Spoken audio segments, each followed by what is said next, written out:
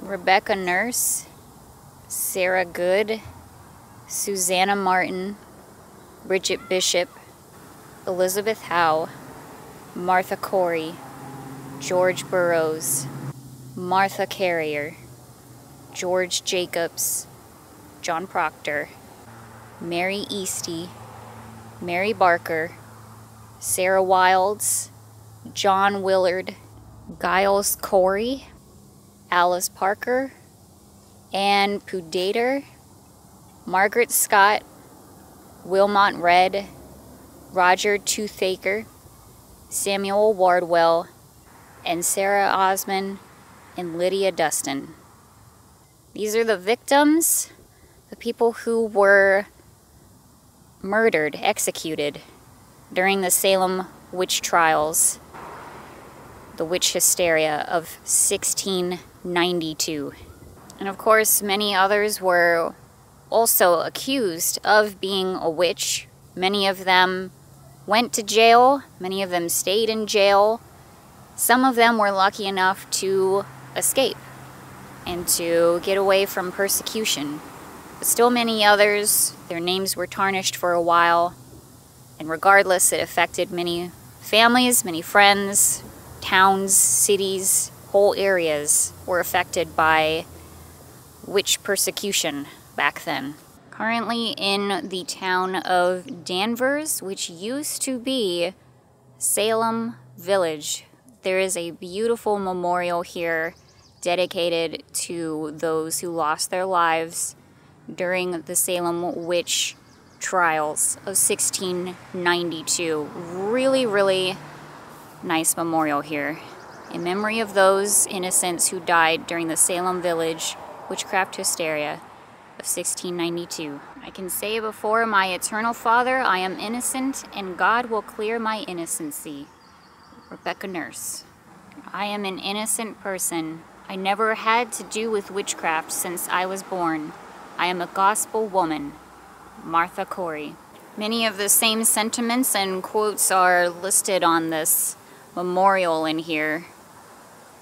The victims here, one of the very common things, which a lot of them had a lot of things in common, was they proclaimed their innocence till their dying breath, literally. And by the way, we have these folks to thank for this really nice memorial here. It was made possible through the generous contributions and of numerous individuals and organizations, including substantial donations by the following. So there you go. Thank you all for making this possible. Ooh, here's some more information on the memorial as well. Dedicated May 9th, 1992.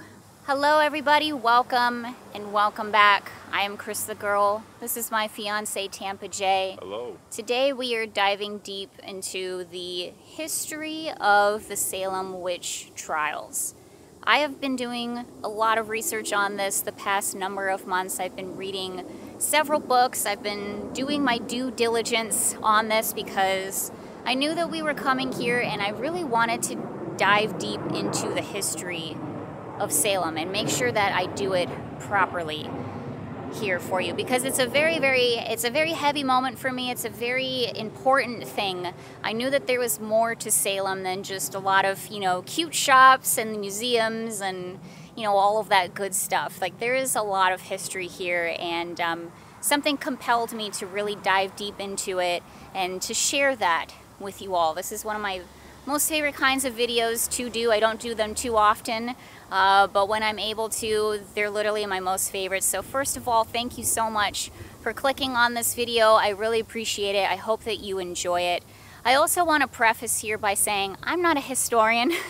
I'm not a historian. I'm just a girl who read a couple of books and is interested in the topic, trying to do justice and respect for the history of this. This is a very serious thing to me, and so I just wanted to preface with that. I may say some things wrong. I may have mispronounced a few names here and there. I'm not going to be going like way super in depth with dates and names and blah blah, like all of that stuff. Like I'm not really here to do that. Like I said, I'm just a girl who read a couple of books, and so I'm just kind of we're just going to talk about it, basically. That's all I'm trying to say. So we're going to spend some time here. I'm going to go over the history here right off the bat with you all.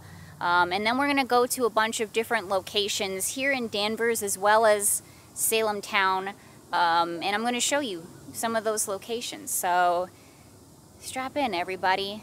We're diving in deep here. Thank you so much again for clicking on this video. I really hope that you enjoy it. And without further ado, let's go. Like I said in the intro, I want to kind of sit down really quick, or stand up as it were, and just go over kind of the history-ish of like what happened before we go into like the locations and all of that stuff. I feel like having the full picture of it will give you a really nice frame of reference when we actually go out and like see these places. So bear with me here. We're gonna be talking some history here, but hopefully it's fascinating. Trust me, it's really, really interesting. Before we go any further, let me share with you the books that I have been reading in order to get ready for all of this. So first of all, I actually picked this up yesterday in one of the stores, so I have a hard copy to show you here, but I've been reading it on my Kindle for a number of months now, and also listening to it on Audible. But yeah, I just got this copy yesterday. But it is The Devil in the Shape of a Woman, Witchcraft in Colonial New England by Carol F. Carlson. This is a fascinating book. It is so good. Highly recommend. And it doesn't just go over Salem, like the stuff that happened here. It's like it says, Witchcraft in Colonial New England, so it covers a bunch of different things. It's just basically talking about witchcraft in general during this time frame here in New England. Also, one more thing about the book, it talks specifically about like how women were affected during all of this, because obviously, or maybe it's not obvious, but mostly women were affected. Like this was a woman problem, quote unquote, the whole witchcraft thing. We're gonna go into that, don't worry, but that's mainly what this book focuses on, and like why and how women were persecuted, like what were the reasons, what were the demographics, and all of that stuff. Fascinating. Again, highly recommend. So I'm going to be referencing this one a lot. Also, the other book that I was listening to on Audible, and this one I did finish. I didn't quite finish this one yet. I have just a little bit left to go. But this one I actually went through twice. It's called Salem Possessed: The Social Origins of Witchcraft, and it's by Paul Boyer and Stephen Nissenbaum. Also very fascinating, highly recommend, because this book goes into what happened before the witch trials actually happened, because stuff had to build up before we got to the point of the Salem witch hysteria here. So it goes into like the history of the town of Salem, as well as the history of the village of Salem, which is now present-day Danvers. And it goes into all of that. It goes into, you know, the demographics of the people who lived here in Salem Village, and, you know, the minister who was here that was, you know, I don't want to say in charge of like all the witchcraft stuff, but it just goes into a lot of those details leading up to the witchcraft trials. So highly recommend that one as well. Those are the two main books that I'm going to be using as a reference as we go throughout this video and talk about the history. So speaking of the history and like the stuff that happened before the Salem witch trials, let's get into that here really quick. Again, I'm just kind of prefacing, I'm paraphrasing, that's the word. I'm paraphrasing all the things that I learned. So if you want to learn more in depth, check out these books. I'm sure there's a ton of other really great books out there too. So the town of Salem was settled, and I'm referencing Google here, was settled in 1626 by Roger Conant, and it was actually settled 4 years before Boston, which is pretty interesting. Salem is obviously like right by the water. It was a very successful like maritime village, and like a lot of merchants and stuff started coming over there. Like I said, I'm not a historian. I'm just paraphrasing here for you all. But the actual like land like the soil of Salem, the town of Salem, wasn't very good for like farming and things like that. So they kind of all like branched out like north, east, west, etc. And that's when like the village of Salem kind of became a thing. Like farmers kind of just spread out and started like plotting lands and you know, building their houses and whatnot. And so the village of Salem and the town of Salem had sort of like a somewhat symbiotic like relationship, because the farmers were able to provide more food and things like that down to the town of Salem. And the town of Salem was, you know, it was a successful town and whatnot, and well, you get the idea. Now, eventually, all of those farmers that spread out around the town of Salem, a lot of them did become separatists. They formed their own towns. Gee, I don't know geography off the top of my head, but I think like Beverly was like one of them. Like basically all of the towns that you see around the town of Salem, they all formed their own thing. Probably Peabody as well, that we've been driving through. They all formed their own things. But the village of Salem never had that opportunity until much later. They found themselves very much boxed in where they were, and they were continually denied the opportunity, the rights, I guess, to become an actual town. Like the town of Salem had an interest in keeping the village of Salem a part of them as opposed to their own town, because again, they were providing them food and goods and all of that good stuff. So they didn't want them to become their own thing. They wanted them to be a part of the town of Salem. So they were always denied that own township. Now that is very, very important to the story, trust me, because this village up here, they were pretty far away from the town of Salem. Like if you look on a map, what is now Danvers is, you know, I don't know, what is it, like 5 miles or something? It takes us like 15 to 20 minutes to drive down to Salem in a car. So imagine like doing that, you know, by horseback, by carriage or whatever, you know, walking. It took a while to get down to Salem. And because we're talking about Puritans here, we're talking about a very religious group of people, you know, they had to go down to the town of Salem every Sunday to go worship. A lot of the men, like they had to go down to the town of Salem and do like militia duty and like watchman duty and like all of this stuff.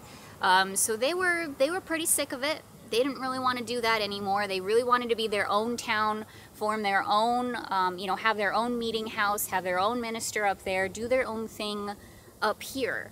But they kept being jerked around by the town of Salem, by Boston, you know, by government, basically. Like everyone was just denying them this right to be their own town, to do their own thing. And they really were just being jerked around. So again, I want to preface here, in case I haven't done that enough. Salem Village and Salem Town are two different things. We spent all day yesterday in Salem Town, the town of Salem, the major town of Salem. Up here in Danvers is where Salem Village was. And this is where the accusations happened. This is where the people lived that were in the whole witchcraft trials thing. Now, some of the people I should say, that were accused and executed for being a witch, some of them didn't live here in Salem Village. Some of them lived here previously, but they moved away, but they brought them back here just to execute them and whatnot. It's pretty wild. We'll get into it.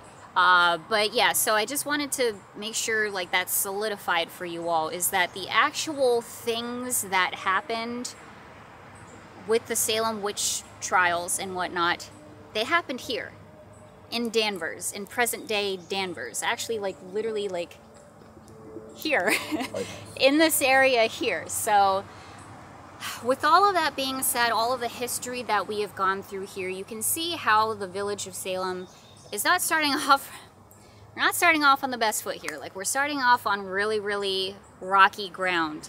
with it all.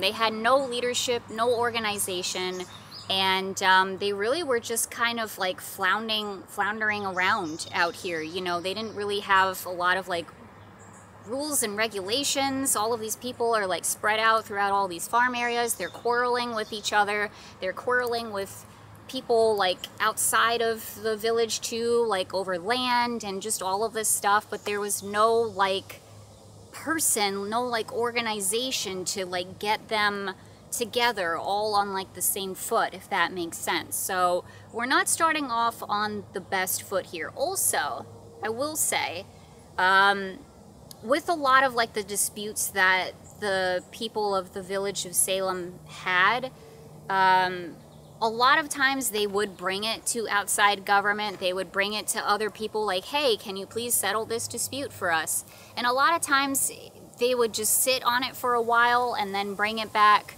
You know, some of them lasted like over a year. Like there'd be quarrels over land for like over a year before they got a response from anybody from government or higher above. And they'd come back and they would just say, listen guys, this is a you problem. This is not a us problem. You all over there in Salem Village, you got issues, okay? Like, you guys need to, like, get it together and stop being so, you know, stop having such bad tempers and just quarreling with people and, like, all of this stuff. Like, they shamed them. They shamed the village of Salem. They shamed the people and how they handled things and for wanting to be their own thing and get some organization. They cried out for help many, many, many times, and many, many, many times they were denied that help way before the witch trials even happened. So just want to throw that out there. But also on the other foot, the people, and it's not just a Salem Village thing, it's not just a Salem town thing, it's kind of like a colonial New England thing, maybe just a everybody thing in general.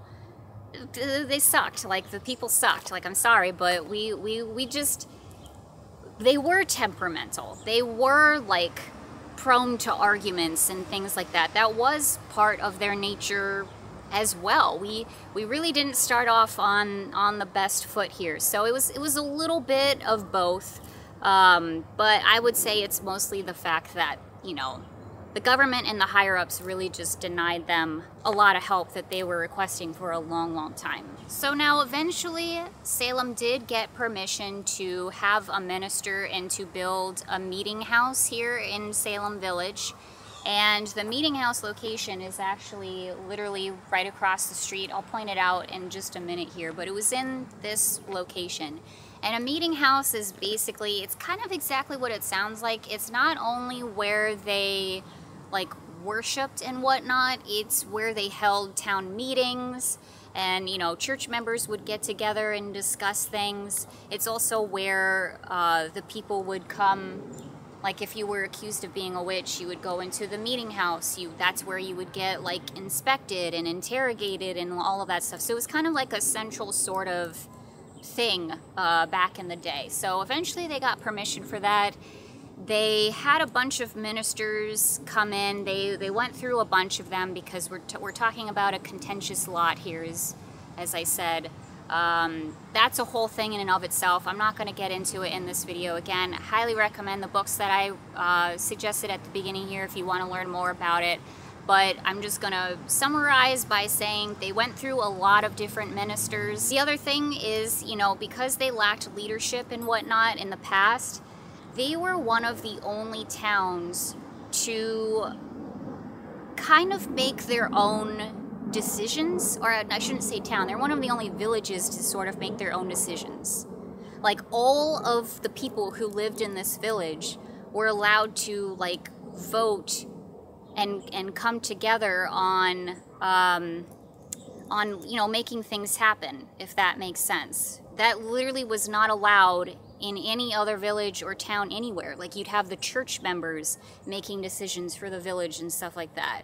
You know, you'd have a government or whatever making decisions for people. This was one of the only places where everybody had the opportunity to speak up and say how things wanted to go. So basically it gave people who never had power before a lot of power, and that's going to play into all of this as well. So eventually they get in this minister. I think this was like the third minister that they had come in here to Salem Village. His name was Samuel Parris. This is going to be the minister who was here during the Salem Witch Trials. A little bit about Parris. Before he became a minister, he was a failed like merchant. Like, he tried a bunch of different things, a failed businessman and whatnot.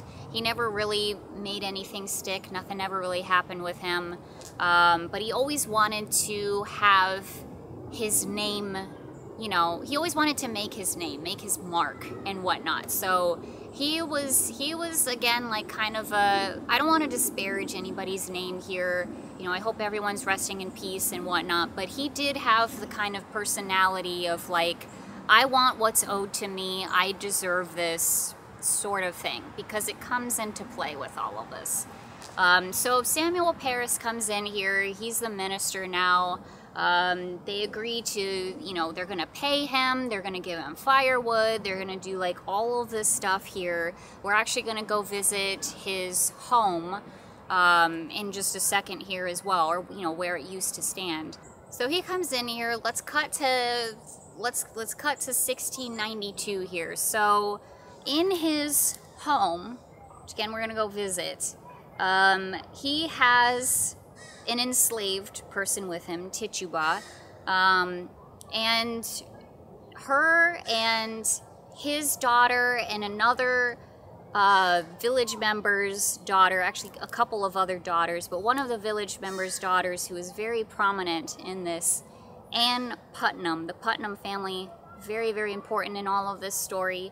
They start, the girls, the little girls, they start, you know, exhibiting like all of these weird signs, just doing some weird stuff, like talking nonsense and hiding underneath chairs and like just doing weird things.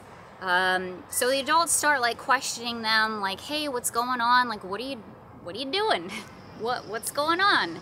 And eventually, after a lot of like asking and whatnot, like over a period of time, the girls the adults are finally like, is it witchcraft? Is it a witch? Who's the witch? Like, who's doing this to you? Because we know that somebody is doing this to you, and we know that it's witchcraft. And after a lot of prodding and from that, they finally name some people. They name Tituba, they name Sarah Osborne, and they name Sarah Good as well. Those were the first ones to be accused of witchcraft. Now, again, back at that time, Salem Village, they didn't have any organization or anything like that. Back at that time, no trials were held because they didn't have a legally established government here. And I think that wasn't just a Salem Village thing. I think that was like a Salem thing in general, like Salem town as well. Like, they had to call a governor to come down here, or wait for a governor to be appointed and then come down here to arrive. So, all that to say, if you were accused of being a witch, straight to jail. There was no trials, there was nothing like that. You were just straight up just thrown directly into jail. Now, Tituba was with the girls in the home of the minister, like I said. The girls said that Tituba taught them, you know, how to do divination and things like that. Some historians, I guess, say that Tituba taught the girls like her own religion, you know, just like divination stuff, like using an egg as a crystal ball, and I can't quite remember, but like doing a few other like random things. Some historians say that. I also read something in the witch house yesterday that said that's just a common misconception. Tituba never even confessed to doing that. Not that confessions don't mean that much, to be quite honest. So I'm not 100% sure on it, to be honest with you all. Maybe no one's really sure. I don't know, but that's sort of the thought, I guess, is that Tituba was teaching the girls like divination stuff. Back in that time, you know, if you were, marriages weren't based off of love. They were based off of like being with the person that you want to be with. They were based off of, it was a business transaction. You know, you were married off to a person, you know, if you were a woman, you were married off to a person who, you know, was going to benefit you financially, was going to benefit your family. Like it was one of those sort of things. So these girls were asking questions, you know, like, who's my sweetheart going to be? What's the attributes that he's going to have? You know, things like that.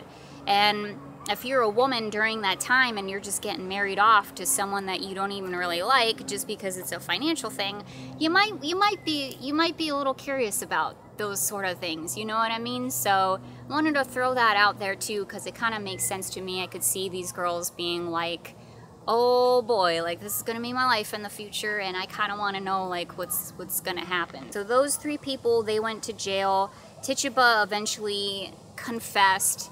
She I don't know, she said a bunch of different things. Yes, I'm a witch, I blah blah blah, like all of this stuff. The other 2 women, they were just in jail. Sarah Osborne, she died in jail of natural causes. And usually, because this was not the first time that witch accusations happened, ever. Like, this has been happening all throughout colonial New England up to this point. Usually once people were accused and then put in jail or whatever was happening to them, usually the accusations stop. Like, they don't go on any further. Usually that's it. This is where Salem starts getting different, because they didn't stop. They just kept on a-coming.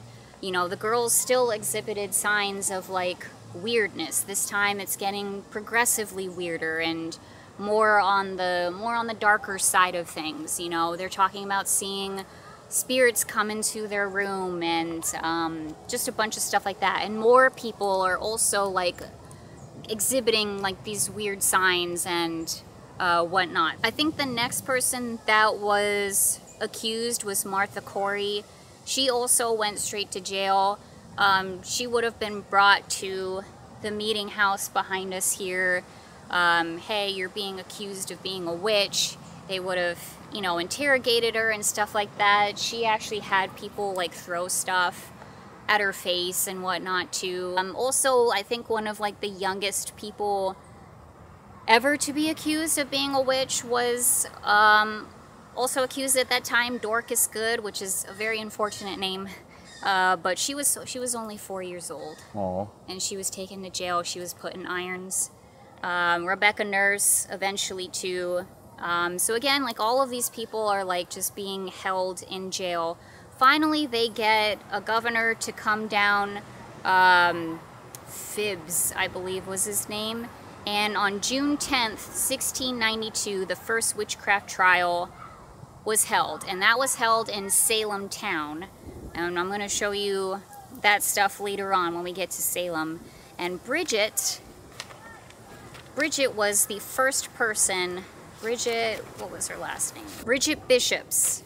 Bridget Bishops was the first person to be hanged and killed for this for the outbreak here. Corey Giles is another one that people like to talk about a lot. He was crushed to death. He had one of the more gruesome deaths out there. That was a torture method that was very commonly used in England, and to get people to talk, to get people to confess. But he held his silence. He refused to say anything, so they just kept piling the rocks on top of him until he crushed to death. We're going to talk more about that later. Now again, more and more people are being accused, more and more people are being thrown in jail, more and more people are being, you know, hanged.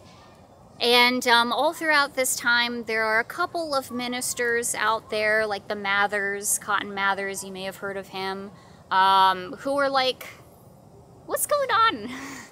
What's going on over there? Like, this is kind of weird. This may not be right. Now, they wouldn't have said that, like, really, like, out loud, because back then, like, if you said that you were for the witch accusations, you were a witch. If you were against them, you were a witch. So it wasn't really something that was really verbalized, but I did want to throw out there that there were some people who, like, had some dissent about it, were kind of like, this is like, a lot of stuff's going on here, this is kind of weird. Now, they did believe in witches 110%. You know, they believed that they should have died and whatnot. But like some of the evidence that were being given in court, they were not so sure of. Some of the evidence for if someone was a witch, confession was a huge one. Obviously, if someone confesses to be a witch, then they're just gonna take them at their word for it. Now, it's a little bit confusing, or it was a little confusing for me at first, because I didn't understand, like, why would people confess to being a witch?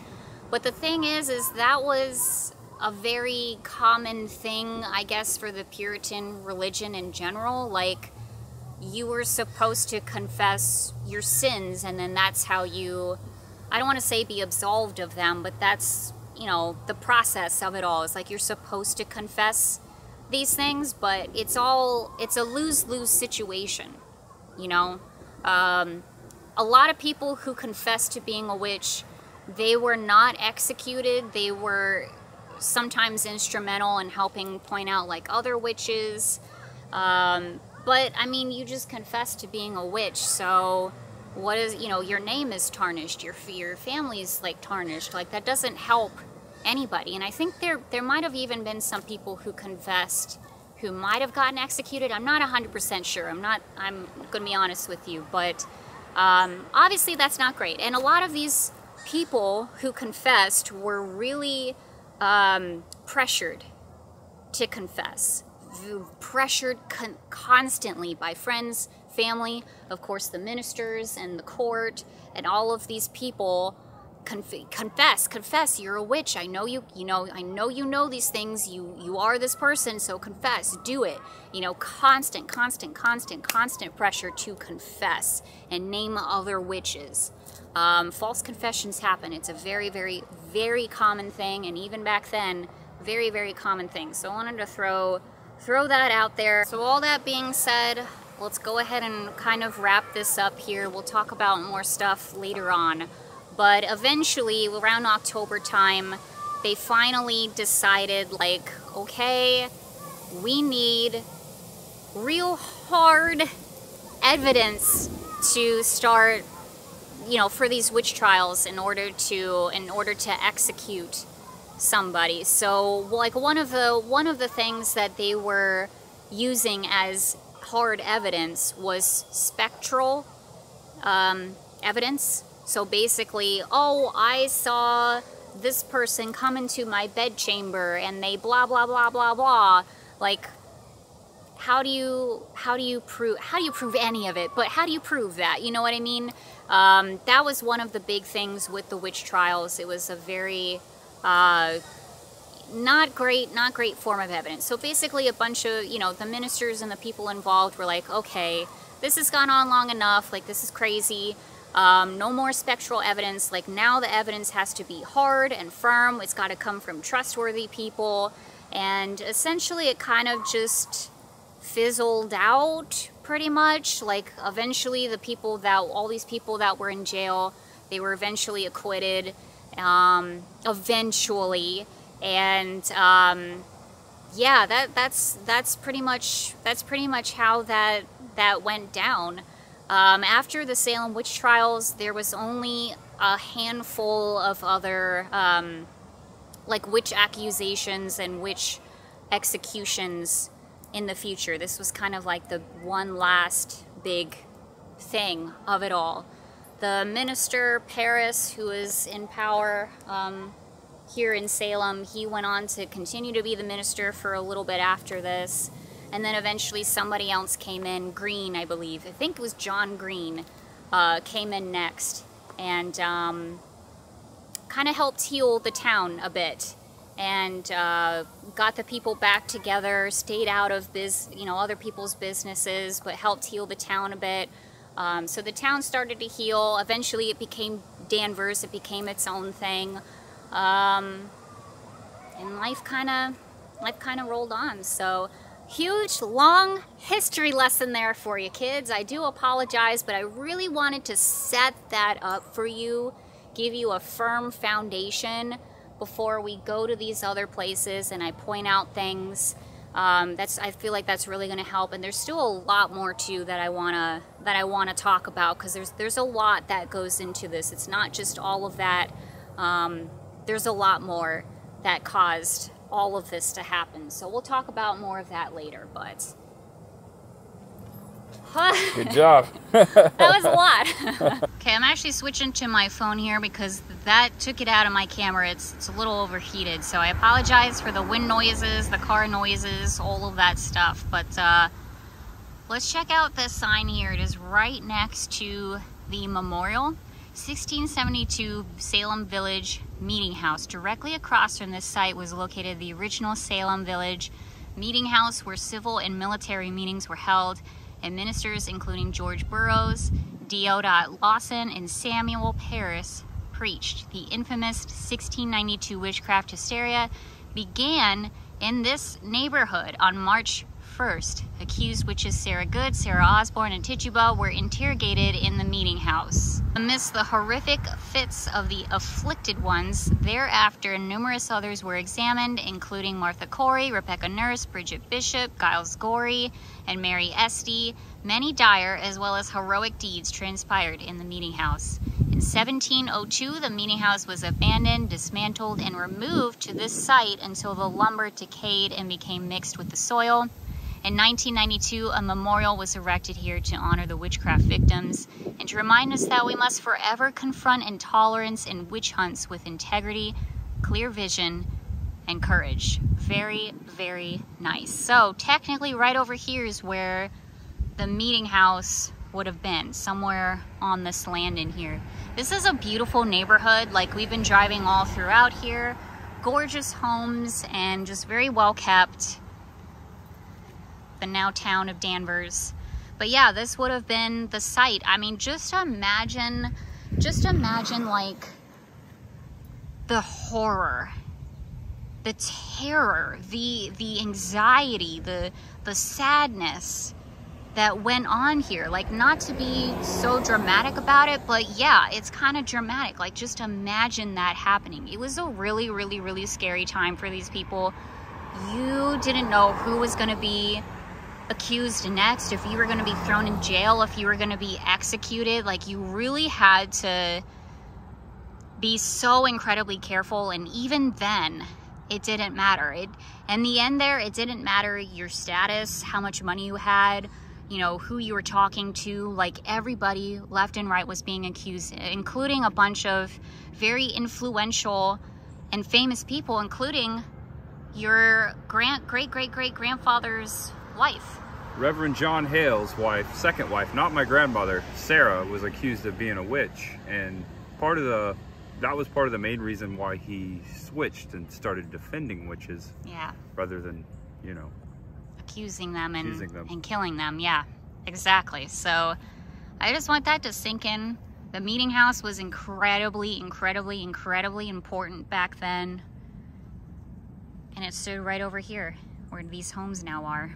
I'm really glad that they put this memorial here. I think it's absolutely beautiful and a really nice tribute to those who lost their lives. I gotta tell you, we walked out here initially and we both just like, we both had reactions. I felt very, very emotional and just overwhelmed with just so much grief and emotion. Like, this is so heavy for me, like so important, and I'm really honored and like happy to be here. Like, it means, man, it means the world to me.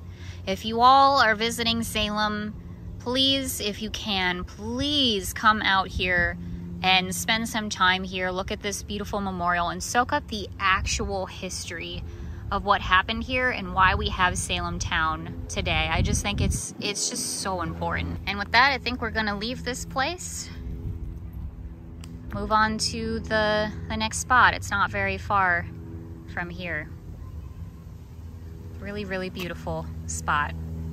All right, so we're walking along Collins Street right now. The next spot we're gonna see is where the parish house used to be, which is the minister's house. And it's really neat because it's just right along the sidewalk here of this neighborhood. It's very, very interesting. And here it is, Samuel Parish Archaeological Site, 1681 to 1784. Vehicles excluded. Pass at your own risk. It is right between these two homes. You blink and you miss it. But this is a public way.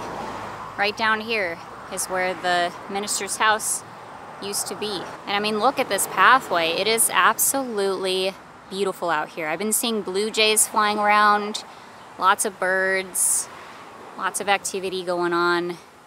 It's really lovely. And here it is, all blocked off by this wooden fence here. We've got a couple of signs to read. The 1681 Salem Village Parsonage.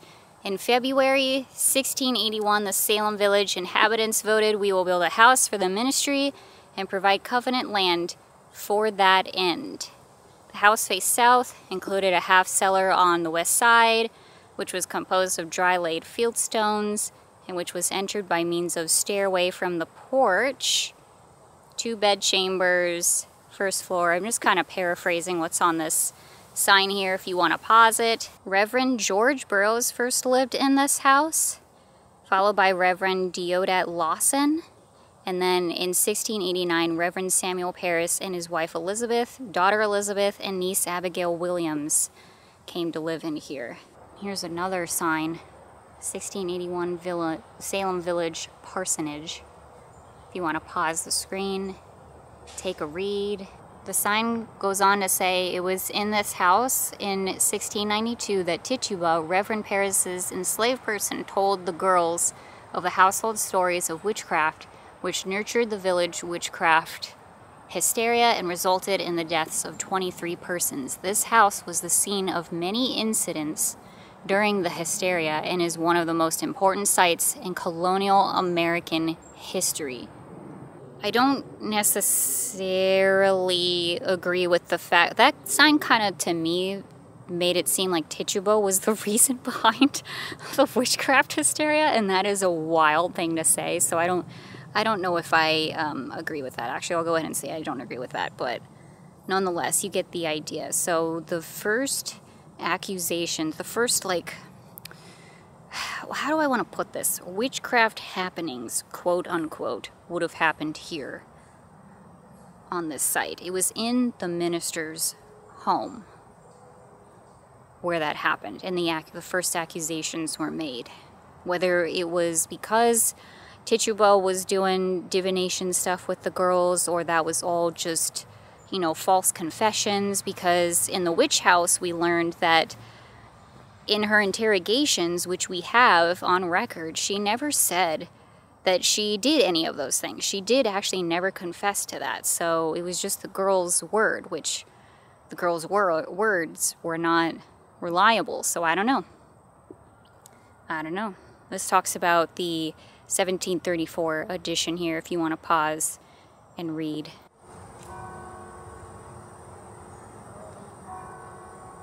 I don't know if you all can hear the church bells off in the distance. Pretty fitting. Alright, well, this was really cool. Definitely, again, if you're able to, come over here, come check it out. And just really quick, I wanted to show the Rebecca Nurse homestead. This is one of the only places that still stands in terms of like Salem Village and, like, you know, structures and whatnot. Rebecca Nurse was one of the victims of the witch trials, and so it's really nice that she still has her homestead standing here today. And also, she was lucky enough to be buried here too. Her family was able to retrieve her body and she is buried on property. Like I said in the beginning, the village of Salem was mostly farmlands. Like everybody was kind of scattered about with their own property and whatnot. So this whole area here should be, yeah, kind of like a farmland sort of thing. And this is an operating museum too. Like you can pay to go inside and like walk around and whatnot. Another piece of material that I'm going to be referencing a lot, especially going forward, is the Walking the Witch Trials, a DIY tour of Salem history.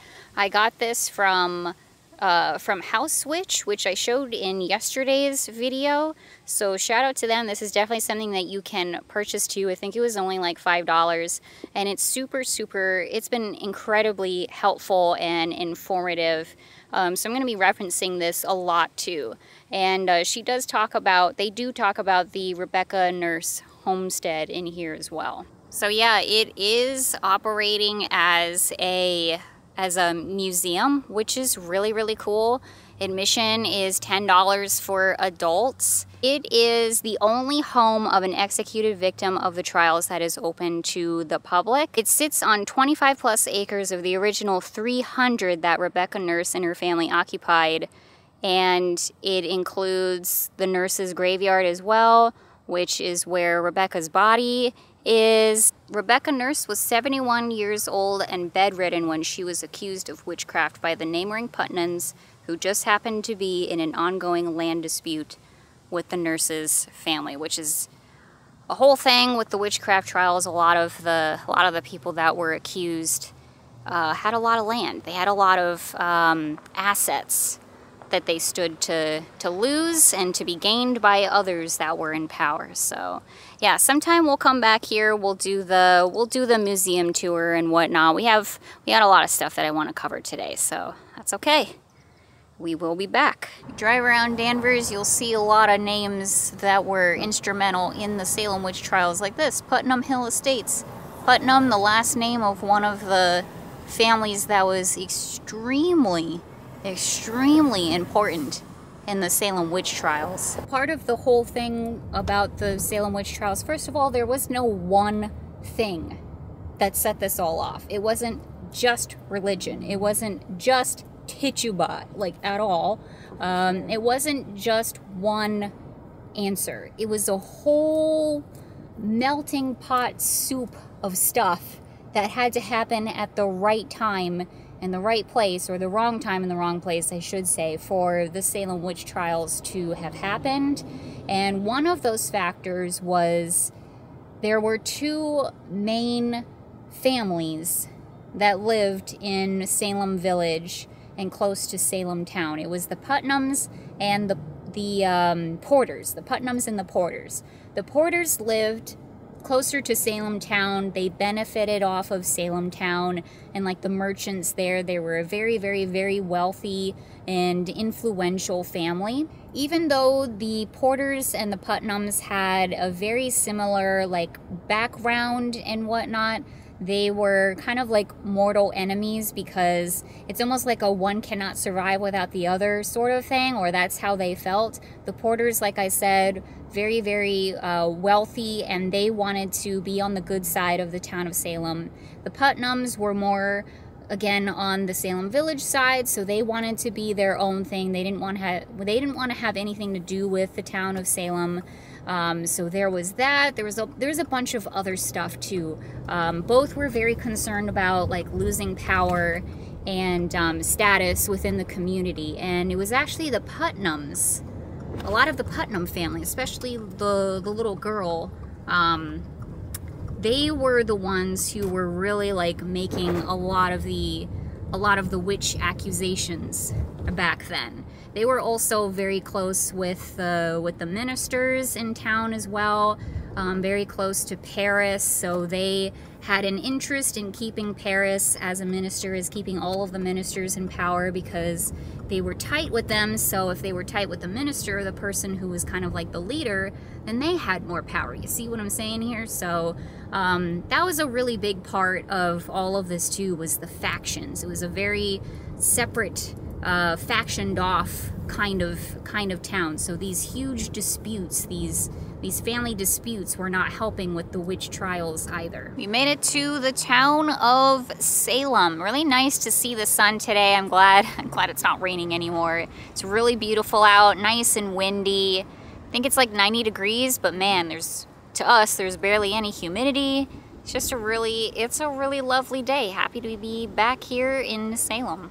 A somehow less busy Essex Street down here. Yesterday it was pretty dang busy. Today, not so much. It's a little surprising considering weather is so much nicer today. So our next spot here finds us at 90 Washington Street. This is a Masonic temple, and there is a plaque in front of this spot because this is where the former Court of Oyer and Terminer was located. Now I'll read you what the plaque says here. Nearly opposite this spot stood in the middle of the street a building devoted from 1677 until 1718 to municipal and judicial uses. And in that building were tried and condemned for witchcraft most of the 19 persons who suffered death on the gallows. They talk about Giles Corey in here as well. If you want to pause the screen and take a look at it here. And the plaque states that the building would have actually stood in the middle of the street here, so I don't know, I'm gonna assume that that is correct, but it's somewhere in this area. And that Court of Oyer and Terminer was indeed a very deadly and scary place. That is where the people who were accused of witchcraft would come. That's where the trials took place, and so many of them were sentenced to death. And then Giles Corey there, of course, who was also, he was tortured and killed to death by pressing of stones, and just a lot of really horrific, horrible things happened right here in this spot. Pretty crazy, very sad to think of. And there you go, the Salem Masonic Temple. It's a very, very big building. Like I said, the plaque there says that this wasn't the actual building. It stood somewhere in the middle of the street, so I don't know. But nonetheless, glad that they have a historical marker there to commemorate the spot somewhere in this area. And just a few steps away down 43 Church Street is Turner's Seafood Restaurant. And this is the former home of Bridget Bishop, who was the first person to be executed in the witchcraft trials. Bridget Bishop was another middle-aged, remarried, land-owning widow who had been accused of witchcraft in the past before, so she was definitely a very easy target, an obvious one to name and accuse of witchcraft. And I'm really just paraphrasing off of this really helpful guide here. But it says that the Court of Oyer and Terminer allowed spectral evidence, like I was talking about before, which was very controversial again because it wasn't quote-unquote hard proof of witchcraft. So that was one of the things that did Bridget Bishop in. Turner's Seafood is said to be very haunted by the ghost of Bridget Bishop. I guess a bunch of famous ghost hunters and whatnot have come in here and done their paranormal investigations, and I could definitely see that. It was her former home, her former establishment. So very sad. Rest in peace, Bridget Bishop. And again, just a rather short distance away off of 10 Federal Street, this building here, which I think houses quite a few just general office, buildings and establishments and whatnot. Just for reference, right over here is the huge parking garage for Salem. So it's just kind of off the beaten path here. But this building is where the jail used to be. I think that there should be a plaque or something around here, so let's try to find it. Indeed, right by the entrance for 10 Federal is this plaque here. Old Witch, is it Goal or Gowl? I don't know.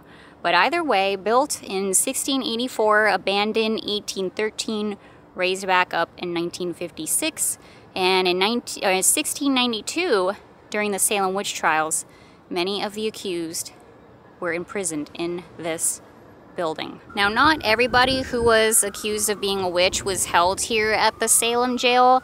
A lot of them were sent to Boston and other locations too. But many of them were obviously held here in this jail, what used to be a jail down in the basement. In the jail, obviously the conditions were absolutely deplorable, and you even had to pay to be in jail as well. And if you weren't able to pay your way being here in jail, they would put you in like a solitary confinement sort of thing. It was very, very deplorable conditions. Of course, they were treated absolutely abysmally, and many of them died in the jail just due to natural causes or whatever. I think maybe some of them committed suicide. I'm not 100% sure. But it was, not fantastic, not a great place to be. And it's pretty interesting too that this is the original building. I can only imagine this place has just got to be haunted, or there's at least got to be just a lot of really interesting energy in there. I would only assume. So it's pretty wild that it's just being used today as like just a general office space that you can like rent out for whatever business is. I think there's just a bunch of stuff going on here in this building. Oh, and you know what? The St. Peter's Episcopal Church is right over here, right across the street. And I meant to show this as well, but so this was built on, sorry, anyone want ice cream? So I was reading about this last night, and I want to say it's something along the lines of this used to be land that was owned by Philip English, which was one of the people who was accused of being a witch. And a lot of his property and like items were stolen and ransacked when he was in the jail by the sheriff, which we're going to talk about next. So yeah, that's why I wanted to show this. Now there's a church in here.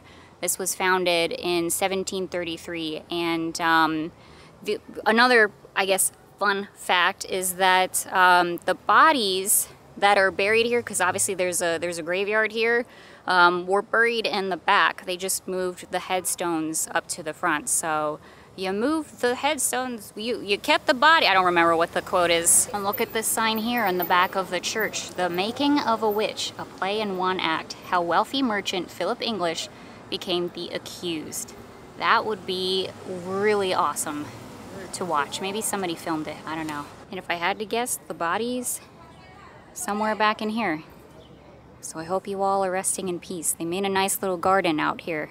All right, 148 Washington Street. This building here is called The Merchant. It is a hotel now, and this used to be the home of George Corwin, a sheriff during the Salem Witch Trials. He was apparently a very merciless and ruthless person. He tortured a lot of the people who were accused of being witches. He was one of the people who was, torturing Giles Corey, the person who was crushed to death. And apparently, this place is also incredibly haunted because he died of a heart attack, and one of the remaining victims, Philip English, who we just looked at his property, the church, remember the church? He put a lien on George's corpse because he was, the sheriff, like I was saying, stole his property. He was known for like ransacking people's properties after they were being accused of being witches. The people in power who were accusing people really had a lot to gain from accusing others of being witches, and that is one of them. Either taking people's property, either actual like land property or like physical items or whatever it may be. They had something to gain from it. And that was the case here with Sheriff George Corwin here. So like I said, Philip English put a lien on George's corpse, actually. So he was not allowed to be buried in the cemetery for a really long time. I don't know how long exactly he was, the burial was delayed inside of here, but essentially his corpse remained in the basement of the home for however long for that dispute to to last. So that's apparently it's very haunted. I would sure believe that. So yeah, George Corwin used to be his home right here, the Merchant Hotel. So you could stay there if you want. Maybe we'll do that next time. And now we find ourselves in one of the final stops here on our Salem walking tour. The old burying point. This is Salem's oldest cemetery. We were here yesterday. I showed just a couple of clips here for you all. I told you we would be back today. And here we are. We're gonna go inside of the cemetery. I'll show you a couple of headstones in here. But the Hawthorns, Judge Hawthorne, one of the judges in the court that was instrumental in the witch trials, he is buried in here along with his family. And I want to point this out because obviously everyone who was buried here was given the customary Christian Puritan burial. The people who were accused of being witches and who were executed in the witch trials were not given that right. They were not given a traditional Christian burial. They were denied that. We're going to talk about that a little bit later. But I wanted to point that out. And again, this is not to disparage or say anything bad about the people who are buried in here. That's not what I'm getting at in any way, shape, or form. I just wanted to, that's a fact. That's literally a fact. The people who were, again, instrumental in the witch trials, who were putting people to execution, innocent people, to their deaths, and who gained from those deaths, or buried here, were given a proper burial. And those who were innocent and maintained their innocence to the end, they did not receive that. All right, we are inside. We are instructed to stay on the paths here. Do not touch the grave markers. They are very, very old. We don't want to help in their decay or anything like that.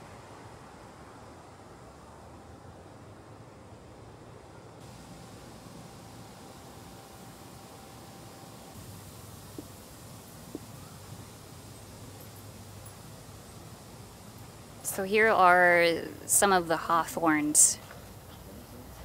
Their headstones right in here. And then a couple more. The Hawthorns. Nathaniel Hawthorne, famous author. He is related to Judge John Hawthorne. And he changed his last name, the spelling of his last name, to be different from the spelling of this name, to distance himself from the witch trials. And I apologize. Again, I don't mean to disparage, but I don't blame him. Okay, so this one. This is his headstone. Protected now in all of this cement. Okay, well, honestly, rest in peace. And then literally right next door from the cemetery is the Witch Trials Memorial. And again, I showed this very briefly in yesterday's video, but each of these stone steps here is put in place in honor of the victims, which I think is nice. I think it's really nice that they put this right next to the cemetery. I definitely get why they decided to do that. I appreciate that a lot of people have brought flowers over here, left tributes to the victims, and again, each of these stone steps say the names of those who were murdered.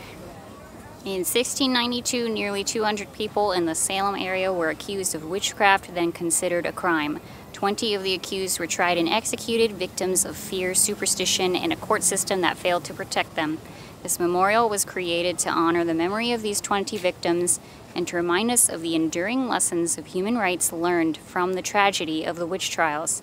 It was designed by architect Jim Cutler and artist Maggie Smith and dedicated in 1992 by Eli Wiesel. Every year, the Salem Award for Human Rights and Social Justice is given to an individual or organization that speaks out and takes action for human rights and social justice. The first award was presented to Greg Allen Williams at the 1992 dedication. Nice little sign here explaining the Salem Witch Trials Memorial. And we're actually going to head inside of the Salem Witch Museum next. I don't know how much I'm going to actually film, or if we can even film in there. We actually don't know, but this is one that both myself and Tampa Jay want to check out regardless, so we're gonna head inside. And huge shout out to the people here at the Salem Witch Museum, Onyx, and just everybody here is so incredibly pleasant. We actually literally just purchased our tickets, and then they decided to comp us. Yeah, thank you so much. So we're heading inside thanks to the Salem Witch Museum. I mean, we are more than happy to, of course, support them and pay for our tickets, but that was just really, really awesome, and I wanted to shout out Onyx and the team here at the Salem Witch Museum. Make sure you come and check them out. We're about to head inside right now and take a look at it all. I'm excited. It's gonna be awesome. All right, we just finished up in the presentation part of it all. So they had a bunch of like mannequins, like wax mannequins and whatnot, hanging around the corners of the museum, and there was like a narration that went on in there. It was pretty good. It was a little gratuitous, a little bit gratuitous. I found some interesting things that they were saying in there. Overall, it was really, really good. Definitely worth coming and checking out. All right, so that was an outstanding experience. We had a great time. This is definitely a must if you're here in Salem. Really, really educational and informative. It's definitely a little bit gratuitous and over the top, but honestly, like, it was still really, really good, especially the second part of the tour where we actually went into like a little museum. One of the tour guides, they kind of walk you around and give you a little bit more in-depth history about witches in general. Our tour guide, Onyx, freaking amazing, just so excellent and passionate about what he does and about, you know, the history of witches and whatnot. So we just had a fantastic time. And yeah, if you're here in Salem, come check them out. Salem Witch Museum. Tell them CrisTheGirl, Tampa Jay sent ya. And as we gaze upon the statue here of Nathaniel Hawthorne, I do believe we are ending our time here at Salem. We're heading back to the car. We got one more location. I have one more location for you all before we wrap up this video. And I got some final thoughts and things like that too. Man, I'm so sad that we're leaving. I don't want to leave. I don't want to leave. I think next time maybe 3 days in Salem. Next time a month. Next time we come and we shop for houses. Oh heck, let's just tell them now. We're moving here. Yeah. We had such a great time here in Salem. This is a really lovely, lovely town. Easily walkable. It felt very safe. It's very clean. And there's so many cool shops and museums and things to do, just an endless amount of things to do. The history here is fascinating.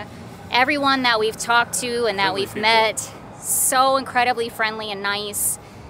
I had a blast. I was just saying, like, usually when we're like traveling and like going different places, I'm kind of like, all right, I'm ready. I'm good. I'm ready to go now. I don't feel that way this time. This is definitely a first for me, where I'm like, no, I don't want to leave. I'm not ready, and we have unfinished business here. That's for dang sure. We'll be back. Needless to say, we will be back. Will the next time be during the Halloween season? I can't promise you that. Someday we'll do that. Maybe for sure. But we really have enjoyed our time here in the off season, really soaking it all in and having a lot of these places, maybe not to ourselves, but you know, not completely covered with people. Like, we've been able to soak in more of the details and just enjoy ourselves a lot more, which was literally the entire plan this whole time. It's your vacation. It's our vacation. I was hoping you'd have a blast. I'm so happy. I had an incredible time. So awesome. I'm glad. I was hoping you would have a good time too, so I could convince you to move here. I know a guy who knows a guy. Yeah, there you go. Yeah, so I might be putting an offer in really soon. No, joking, but you never know. You never know. So goodbye, Salem. Well, it's not goodbye, it's see you later. See you later, Salem. See you soon. Now again, I got one more spot for you all, and then we will we'll wrap this video up. One more spot. Okay, so we're at our final stop. Before we go see it, I just wanted to sit down really quick and talk a little bit more about, I don't know, what do I want to talk about? A little bit more about the demographics, I guess, of the people that were being accused back in the day. So the most glaring one is the fact that a lot of them were women. Most of them were women. Not all of them were, but a majority of the people that were accused were women. This has been a thing like tale as old as time, right? Women were always viewed as kind of lesser beings, as having the mind of a child, as being emotional and not able to make rational decisions, and all of that good stuff. Women have always been considered kind of, maybe not evil, but definitely just I mean, the history of all of that, like, again, it's tale as old as time. I don't need to sit here and like rehash all of that, but that's where a lot of that comes from. Like, usually it was the women who was getting the brunt of the accusations there. What kind of women were they? A lot of them were more on the older spectrum. From middle-aged to older women were usually the ones being accused of witchcraft. Part of the thought process behind that was, well, older women, they're passing their childbearing years, passing the time of when they are quote-unquote useful. Also, one of the theories is, you know, men, as women age, men are no longer interested in women, so because they have nothing to occupy their time, because men aren't interested in them when they get older, maybe, you know, they're more prone to sign the devil's handbook and, you know, go into witchcraft and all of that stuff. So that was kind of the mindset there as well. Women who had inheritances, who acquired land, widowed women, women who had more quote-unquote power and like land and like things like that they had, that was a no-no. A lot of those women got targeted as well. Additionally, women who were like midwives, like people who were like delivering babies, who were going to homes and healing people, healers, were often accused as being witches. Now, that wasn't always the case. You know, in the beginning, like, women were usually the ones who were like the doctors, the healers, the people who were, you know, using old folk traditions and whatnot to heal other people. But slowly it kind of turned into a, well, this woman, she was able to cure, you know, this person here, or this baby here, or this woman, like, successfully delivered this baby, so she must have been using magic in order to do so. This woman was so, or, you know, the reverse of it, you know, this woman wasn't able to heal this person, or wasn't able to successfully deliver this baby. This woman, maybe, quote-unquote, caused a miscarriage, or, you know, something like that. If a healing went wrong, perhaps it was witchcraft. If a healing went right, on the flip side, it was probably witchcraft, because, of course, if a woman is too good at her profession, at her job, she must be using magic. It was always a lose-lose situation with that. Another trademark and characteristic of being a witch also was having a bad temperament, being quick to anger, doing anything that made you different and an outsider. If you spoke your mind, if you had a temper, like if God forbid you got into a fight with like your neighbor or something like that, had some sort of dispute, you were probably going to be accused of being a witch. It was part of like the Puritan sort of religion of like, you're supposed to be even-tempered, you're supposed to, you know, just be, you're supposed to accept your way of life, you're supposed to just be happy with the things that you have. If you ever were just like bemoaning your life, like bemoaning your chores and not enjoying your life, which who would back then? I mean, seriously. But if you spoke out about it, you were likely to be accused of being a witch. It was definitely a big no-no. And again, a lot of this really had to deal with women, in the persecution of women, violence against women. Because on the flip side of all of this, if a man did those things, they were not as likely to be accused of being a witch or a wizard. That doesn't mean that always happened. There were definitely, again, plenty of men who were accused of being a witch, but they were more likely to get off of their crimes. They were more likely to be acquitted of their crimes. They were more likely to get out of jail because they were a man. So I wanted to throw that out there as well. This is a whole subject. This is a whole thing, like a whole topic that I could go way more in depth into. I'm not going to do that. This video is going to be long enough. We've sat down and talked about a lot of the history. But that's kind of the outline, like the gist of it all. You know, the witchcraft trials and this whole thing, the accusation of being a witch and all of that stuff, in my opinion, and just based off of what I've read and whatnot, really was an act of violence against women as far as I can see it and have interpreted it myself. Again, from the readings and just all the things that I have learned, like that's what I have really gleaned from this. And that's one of the huge reasons why I wanted to take on this project of doing all this research and, you know, reading all these books and taking you all along with me on this. You know, the second I knew that we were really going to go to Salem, I was like, okay, I'm doing this. We're going hard into this and I'm making this video and we're going to talk about it. And even then, like, I had no idea just how deep all of this went. Like, it goes really deep. And again, I really just want to preface that there is not one singular cause of the Salem witch trial outbreak or, you know, accusation of witches in general. Like, there is not one person. There is not one thing that we can point to and say, this was it. This is it right here. It was a multitude of different things happening at the same time.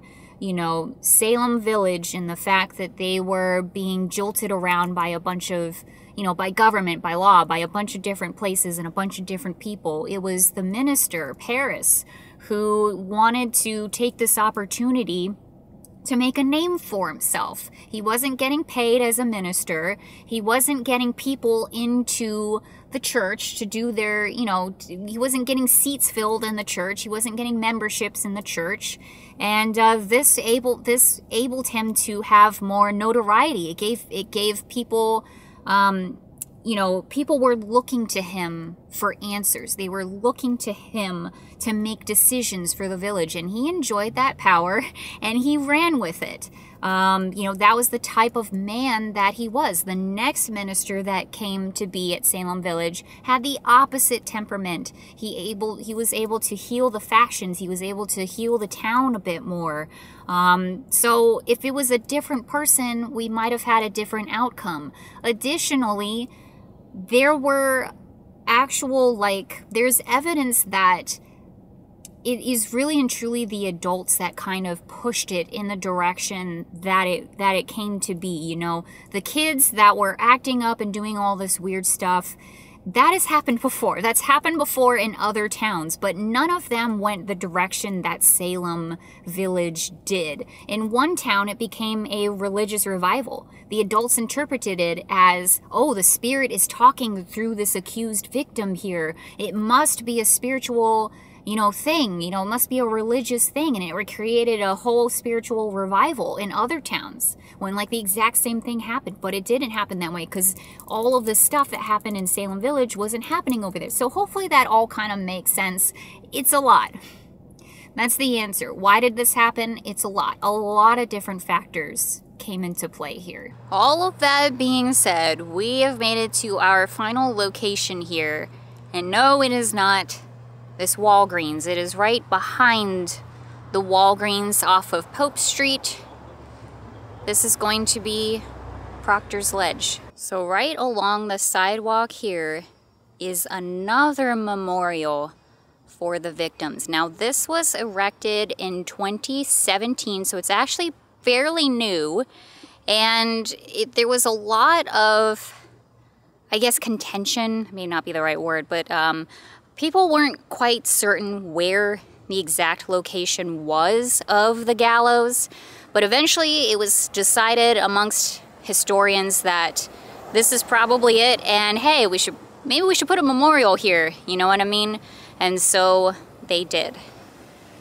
This is really, really nice. Proctor's Ledge. They've got a tree here planted. Says we remember. Bridget Bishop, Sarah Good, Elizabeth Howe, Susanna Martin, Rebecca Nurse, Sarah Wilds, Reverend George Burroughs, Martha Carrier, George Jacobs Sr., John Proctor, John Willard, Martha Corey, Mary Easty, Alice Parker, Mary Parker, Ann Pudater, Wilmot Red, Margaret Scott, Samuel Wardwell, all hung potentially here, all executed here in this spot. Now, remember when we were at the cemetery and I was talking about how the victims of the Salem Witch Trials, they did not get the proper Christian burial that other people did. Their bodies, after they were hung here, they were just kind of flung into a shallow grave pretty close to the same spot, and they weren't really buried or anything like that. So they were, yeah, just kind of thrown, just discarded away, you know, in so many different ways. But technically that means that they're, I don't want to say their resting place, but it was somewhere around here where their bodies lay, I guess is what I can say.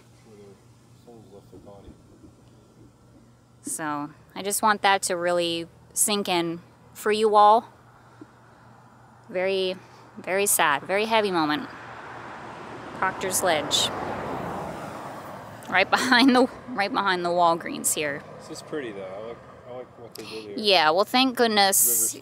Thank goodness they yeah, they put this here. I think that this is really, really nice and very, very necessary. This is another one that is not necessarily in walking distance of Salem. You kind of have to drive over here to see it. If you can, please come out here and just spend some time in this area. It's super, super important and just really important to remember, like, all of this stuff, you know, where it actually went down. So yeah, it's a real honor and a blessing to be here. It's very, yeah, it's a heavy moment. I got another crystal in my pocket. When I did shopping yesterday, one of the stores, I donated some money to the to an animal shelter cause thing. I can't remember quite what it was, but they allowed me to pick up a couple of crystals from their little thing. So this is one of those. So I'm just gonna put it on top of the ledge here, just in general for everybody. Just leave that there. There we go. All right. Rest in peace. I hope I did you all justice. I really, really do. That was the goal of this. That was the goal. I put the camera down. I said a little prayer. I said my thanks. I said, just put that out there into the universe for them all. And of course, this isn't everybody who died. This is just the people who were hanged in this spot. But it goes for all of them. It goes for everyone, including those who were accused as well. So, thank you all. Thank you all. I hope you are resting in peace. Again, I hope I did you justice. I certainly remember.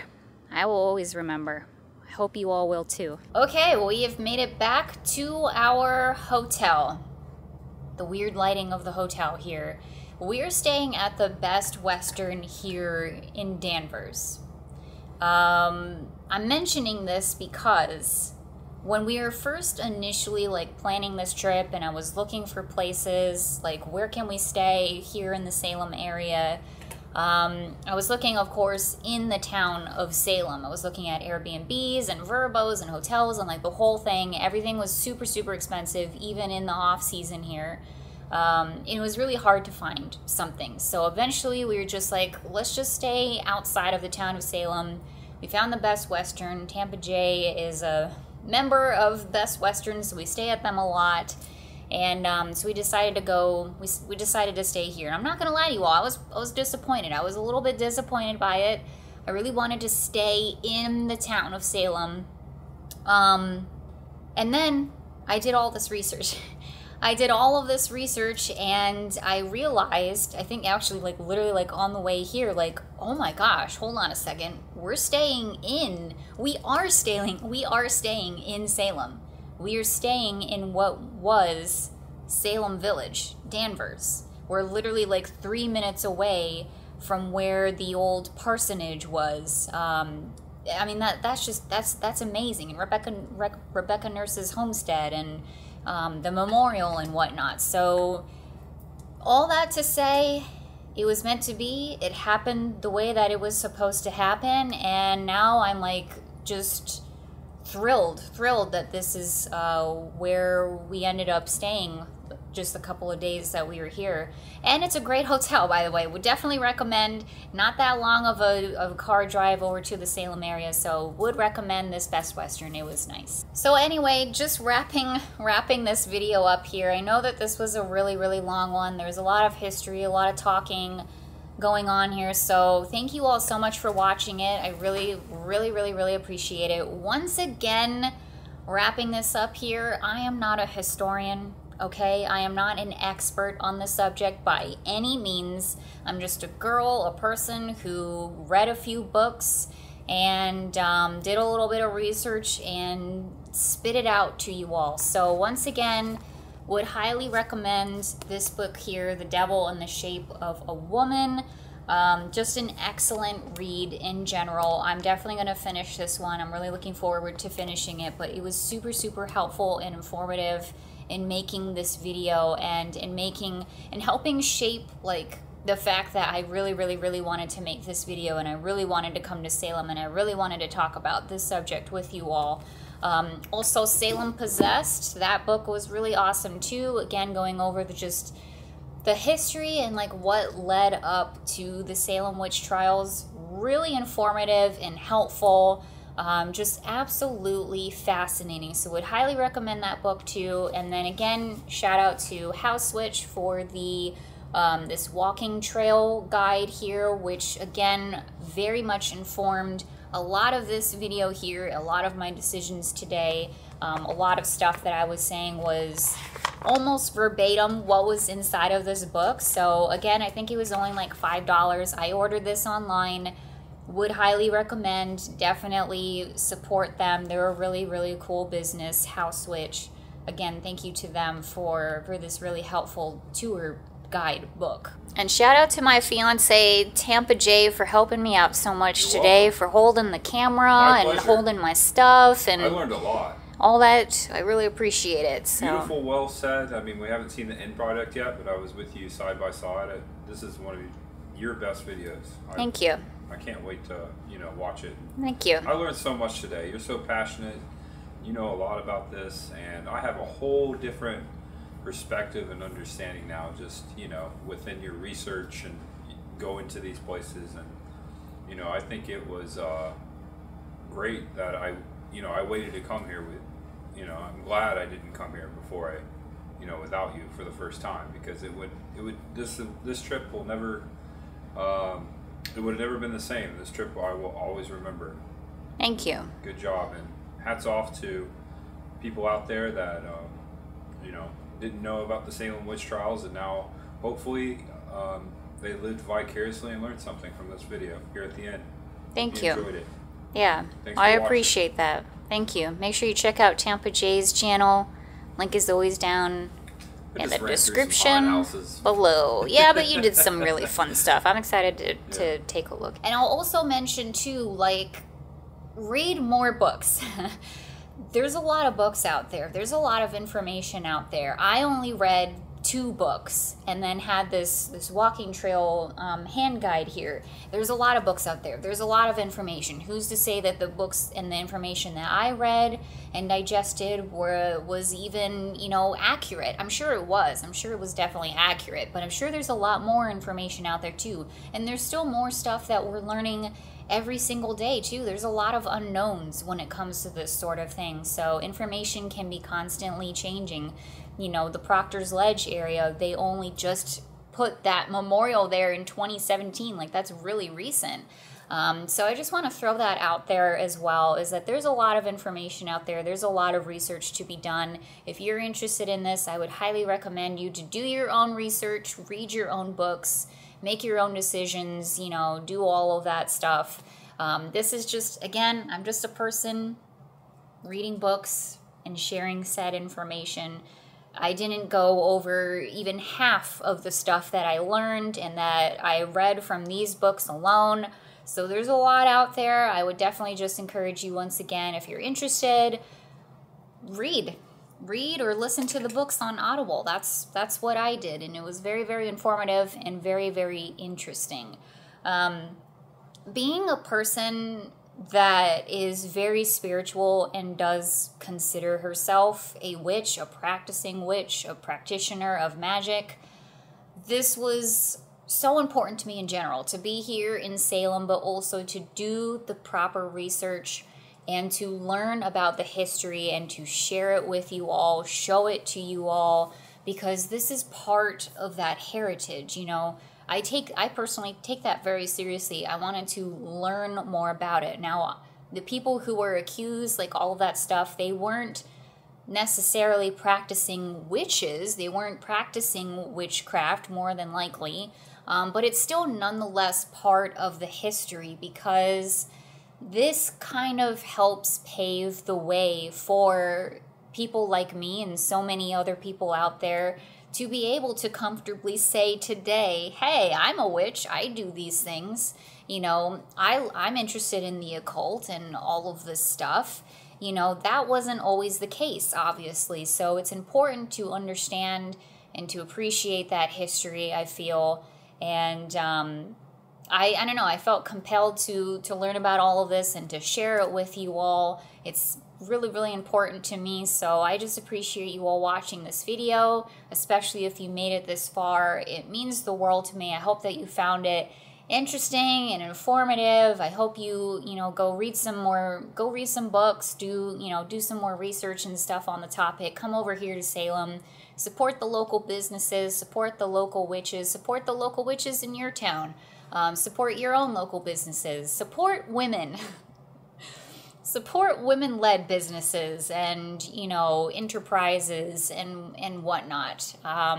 It's just really important. And then, yeah, just the lessons of the witch trial hysteria. I mean, it goes into today in so many different things. That's one of the things that our tour guide Onyx was talking about at the witch museum there.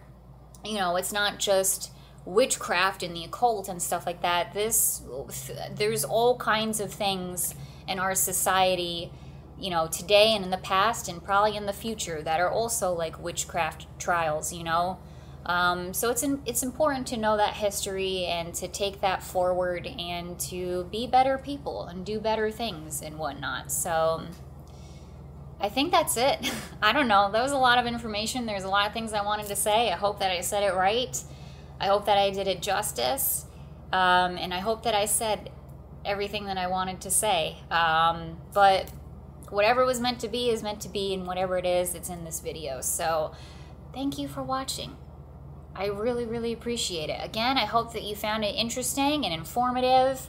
We have a lot more adventures coming up here. The road trip is not over. We have a lot more spooky things to do and to see. I'm so excited about it. Salem was amazing. Thank you for having us. We will be back. And again, thank you all for watching. And I'll see you really, really soon. Be kind to each other out there. Bye, everybody. See you later.